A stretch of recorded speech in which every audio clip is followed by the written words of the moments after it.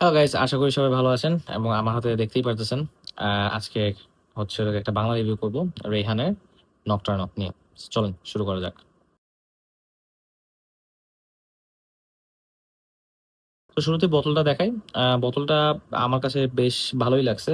একটু কি বলে, শ্যানেল বলবো না, বাট ওই আর কি ওই রেক্ট্যাঙ্গল টাইপ, ওই শ্যানেল ইন্সপায়ার্ড টাইপ, ওই বোতল টাইপ ওরকমই। ক্যাপটা হচ্ছে ম্যাগনেটিক, ওই শ্যানেল টাইপের জিনিসটাই মতনই, বাট ওইটার শ্যানেলের মতন আর কি ওরিয়েন্টেশনের ম্যাগনেটিক ক্যাপ না, এটা যে কোনো ওরিয়েন্টেশনে বেসিকলি যে কোনো রিভাবে দিলে লেগে যাবে, উইচ ইজ কোয়াইট নাইস। ক্যাপটা প্লাস্টিকের, ব্ল্যাক কালারের, রেহান লোগো উপরে লেখা, এবং দেখতেই পারতেছেন যে স্প্রেয়ারটা আছে, স্প্রেয়ারটা totally black, which is quite okay. এবং বোতলটা সামনে নকটানো সব কিছু লেখা, রেহান সবকিছু। আবার রেহানের যে দুইটা মানে দুই সাইডে রেহান আর কি এনগ্রেভ করা বোতলের মধ্যে, উইচ ইজ নাইস। নিচে কোনো স্টিকার নাই, দ্যাটস ওকে। এবং পিছনে হচ্ছে হলো গিয়া ক্যালিগ্রাফি করা। তো চলুন এখন স্মেলের ব্যাপারে কথা বলা যাক। বটলের প্রেজেন্টেশনটা তখন দেখলাম, এটার স্মেলটা হচ্ছে বেসিক্যালি স্ট্রেট আপ ডিওর সবাজ। যদি আপনারা ডিওর মানে কম বেশি আপনারা সবাই ডিওর সবাজের স্মেল এখন মানে স্নিফ অলরেডি করে ফেলছেন। এটার অনেক পারফিউম ওয়েল ভার্সনও আছে।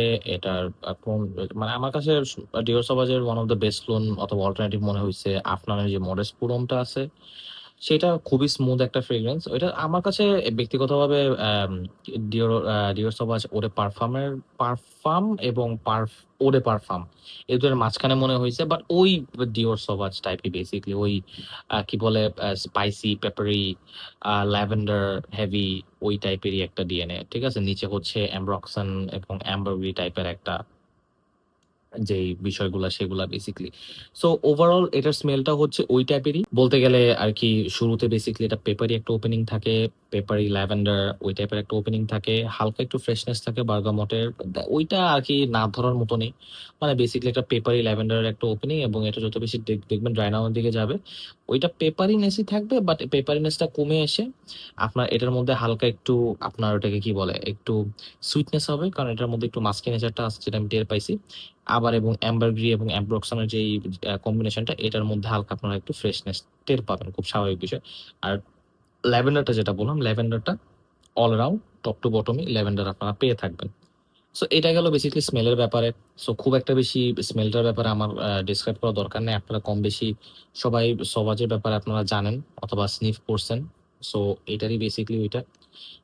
এবং এটার একটা জিনিস আমার ডেফিনেটলি অ্যাপ্রিসিয়েট করতে হবে, কারণ এটার মধ্যে যেরকম চিপ ক্লোন অথবা এগুলোর ক্লোন হাউসের মধ্যে দেখবেন যে ফ্রেগ্রেন্সের মধ্যে এটার পুরাটার ফ্রেগ্রেন্স জুড়েই দেখবেন যে একটা ওয়্যাক্সি টাইপ অফ স্টাফ থাকে অথবা মেনথল কফ সিরাপ টাইপ একটা ভাইব থাকে, যেটা এটার মধ্যে আমি পাই নাই। এবং ওপেনিং এ কোনো অ্যালকোহল ব্লাস্টও নাই, উইচ ইজ প্রিটি নাইস। মানে থাকে না যে কোয়ালিটির দিক দিয়ে কিন্তু এটা বেশ ভালো।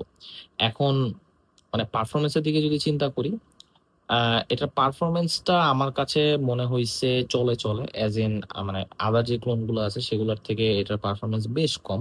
কারণ আমার কাছে যে আফনান মরেসপুরম যেটা আছে, সেটা আমাকে ইনফ্যাক্ট নোজ ব্লাইন্ড করে ফেলে। আশেপাশের মানুষ কিন্তু স্নিফ করে, ওইটা ওইটা আমার শার্টে দিন শেষ পর্যন্ত থাকে, কিন্তু মানে কিছুক্ষণ পরে আমাকে নোজ ব্লাইন্ড করে ফেলে, আমি আর কিছু পাই না। ঠিক আছে। আহ সো এইটা আমাকে নোজ ব্লাইন্ড করে নাই আনফরচুনেটলি। ফরচুনেটলি আনফরচুনেটলি যেভাবেই বলেন না কেন। এটার যদি প্রজেকশনের কথা বলি, প্রজেকশন এটার আমি ঘন্টাখানেকের মতন পাইছি। এখানে প্রথম ৫-১০ মিনিট একটু প্রজেকশনটা চলে, মানে চলে বলতে গেলে আছে, ভালোই, খারাপ না। ওই পেপারিনেসের কারণে একটু লাফায় উঠে, একটু চটপট করে। তো ওই ৫-১০ মিনিট, এরপর এটা ১০ মিনিটের পর এটা একটু সেটেল ডাউন হয়ে গেলে তখন আর কি মনে করেন প্রজেকশনটা ১.৫ থেকে ২ ফিটের মতন পাবেন ঘন্টাখানেকের মতো। এরপরে এটা মনে করেন আমার আমার শার্টে এটা অ্যারাউন্ড ৭ ঘন্টার মতন লাস্ট করেছে। সো আমি আবার ২টা করে স্প্রে করি প্রতিটা জায়গায়, ২টা করে। আর আমি সবসময় শার্টই স্প্রে করি, স্কিনে খুব একটা বেশি আমার স্প্রে করা হয় না। বাট এনিওয়েজ, তো স্কিনে হয়তো বা আপনারা কেউ কি মানে কারা কিরকম পান এটা আপনারা কমেন্ট সেকশনে লিখতে পারেন। বাট আমার ব্যক্তিগতভাবে মনে হয় যে এটা স্কিনেও খুব একটা বেশি ভালো আপনার লাস্ট করবে না, কারণ আমার কাপড়ই ৭ ঘন্টা লাস্ট করছে। সো স্কিনে আমার মনে হয় না এটা ৩ থেকে ৪ ঘন্টার বেশি। আমি আনু মানে একটা মানে একটা এস্টিমেশন দিচ্ছি আর কি, যে আমার মনে হয় না ৩ থেকে ৪ ঘন্টার বেশি এটা স্কিনে টিকবে। সো এটা কাপড় ইউজ করাটাই বেটার। এটলিস্ট ৭ ঘন্টা যাবে আপনার। মানে একটু এক্সট্রা পুশ পাবেন। একটু হেভি স্প্রে করলে হয়তোবা ৮-৯ ঘন্টাও যেতে পারে। আর প্রজেকশনটা আপনারা হয়তোবা টেনে টুনে ১ ঘন্টা ১৫ মিনিট থেকে ১.৫ ঘন্টাও পেতে পারেন। হেভি স্প্রে বলতে গেলে এটলিস্ট ১৬, ১৭, ১৮ টা স্প্রে করলে ফ্রেগ্রেন্স এর ভলিউমটাও তাড়াতাড়ি কমবে। সেগুলোও তো বিষয় আছে, খুব স্বাভাবিক বিষয়।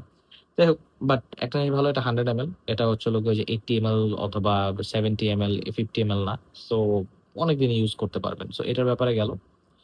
এখন এটা যদি ওয়েদারের ব্যাপারে বলি, আমার মনে হইছে সোবাজ এমন একটা, অথবা এই টাইপের ডিএনএ গুলা হচ্ছে হলো গিয়ে আপনারা অল ওয়েদারে ওয়্যার করতে পারবেন।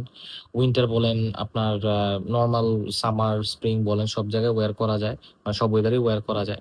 এবং এটাকে আমি খুবই ক্যাজুয়াল ফ্রেগ্রেন্স হিসেবেই বলবো। আপনার এটা ভার্সেটিলিটি হচ্ছিল ক্যাজুয়াল। মনে করেন এদিক ওদিক একটু হাঁটতে হুটতে বের হইলেন। ওই ১ ঘন্টা ২ ঘন্টার জন্য একটু হেঁটে আসলেন অথবা বাজার করে আসলেন। নাইলে হয়তোবা ১ ঘন্টা ২ ঘন্টা একটু চায়ের আড্ডা দিলেন। বন্ধুদের সাথে একটু দেখা করতে গেলেন অথবা ২-৩ ঘন্টা একটু ড্রাইভে গেলেন। আ ওই টাইপের একদম casual type, hang out type, ওইটার জন্য আমার মতে এটা ইজ কোয়াইট ফাইন, এবং এটা খুব একটা বেশি এক্সপেনসিভ না। সেরকম মাঝে মধ্যে আপনি যখন ১-২ ঘন্টার জন্য অথবা ২-৩ ঘন্টার জন্য বের হন, মানে কাজ খুব একটা বেশি থাকে না। তো ওটার ক্ষেত্রে এক্সপেন্সিভ ফ্রেগ্রেন্স মেরে যাওয়াটা আমার কাছে একটু বেশি মনে হয়। আমার মনে হয় এক্সপেন্সিভ ফ্রেগ্রেন্স গুলো হচ্ছে স্পেশাল অকেশন এর জন্য সেভ করাটাই বেটার। বাট একেকজনের একেক টেস্ট। সো আমার কাছে মনে হয়েছে এটা হচ্ছে হলো ক্যাজুয়াল অকেশনস এর জন্য, জাস্ট নরমাল হ্যাং আউটস এর জন্য এটা খুবই ভালো। এবং যারা হচ্ছে বিগিনার অথবা ফ্রেগ্রেন্স গেমে একদম নতুন আসছেন, তাদের ক্ষেত্রে এটা আমি সাজেস্ট করব। কারণ এটা বেশ ভালো, কোয়ালিটিও ভালো, এটা এমন একটা ডিএনএ যেটা মোটামুটি আ মানে লাইকেবল বেসিক্যালি একটা ডিএনএ, এবং খুবই ইজি টু ওয়্যার, এবং একটা ম্যাসকুলিন ভাব ভাব মানে ভালো একটা ম্যাসকুলিন একটা ভাইব দিবে আপনার কাছ থেকে। আর যে জিনিসটা আমি বলব সেটা হচ্ছে, আপনি যদি এই ডিএনএটা রেগুলার স্নিফ করেন তাহলে আপনি বোরড হয়ে যাবেন। খুবই বিরক্ত লাগবে আপনার কাছে। বাট এটা যদি আপনি অনেকদিন পর স্নিফ করেন, অথবা মানে অত রেগুলার স্নিফ না করে, মানে থাকে না যে ২ মাস ৩ মাস পর এটা স্নিফ করছেন, আ তখন দেখবেন যে এটা আপনার কাছে খারাপ লাগবে না, ভালোই লাগবে। ঠিক আছে? তখন মনে হবে, "Oh, doesn't feel that bad. I mean, it's Sauvage, yes, but doesn't feel that bad." কারণ একটা জিনিস যদি আপনি রেগুলার স্নিফ করেন, ওটা একটা বিরক্তির হিসাবে এটা মানে হয়ে যায় আরকি জিনিসটা। যাই হোক, ওভারঅল আমার কাছে এটা বেশ ভালো মনে হয়েছে। বাট যারা আ এক্সপেরিয়েন্সড আছেন এরা, আমি উনাদেরকে সাজেস্ট করব না। আপনারা হয়তোবা আপনাদের কালেকশনে Dior Sauvage আছে, অথবা সামথিং Dior Sauvage এর সিমিলার কিছু আছে যেটা হয়তোবা এটার থেকে একটু better, or something related to that. So আবার অনেকের আছে যারা Dior Sauvage কিনে অলরেডি বেচেও দিছেন। ঠিক আছে? সো এদের জন্য ভাই, আপনারা আপনাদের মতন গেম চালায় যান। সো দ্যাটস আপনাদের স্টোরি ডিফারেন্ট। বাট যারা একদম কমিউনিটিতে বিগিনার আছে, তাদের জন্য এটা সাজেস্টেড রইলো।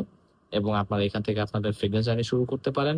কারণ সবার আমার কাছে মনে হয়েছে একটা এন্ট্রি লেভেল একটা ফ্রেগ্রেন্স, এবং এই টাইপের ডিএনএ টা হচ্ছে হলো একটা এন্ট্রি লেভেল একটা ডিএনএ, যেটাতে আপনারা আপনাদের ফ্রেগ্রেন্স জার্নি শুরু করতে পারেন। So yeah, there goes that. আশা করি রিভিউটা আপনাদের ভালো লেগেছে। সো ইনশাআল্লাহ আপনাদের সাথে পরের একটা বাংলা ভিডিওতে না ইনশাআল্লাহ দেখা হবে। অলরাইট গাইস, ততক্ষণ আপনারা ভালো থাকেন।